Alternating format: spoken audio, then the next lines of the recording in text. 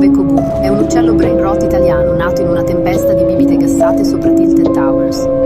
Vive solo per il battle bus, odia Buddha perché non builda e non pusha, e passa le giornate a volare in cerchio urlando cose su Fortnite. Il suo corpo è carico di cola, le piume puzzano di Fanta, e ogni volta che sente la parola pace entra in modalità turbo. Solo la vittoria reale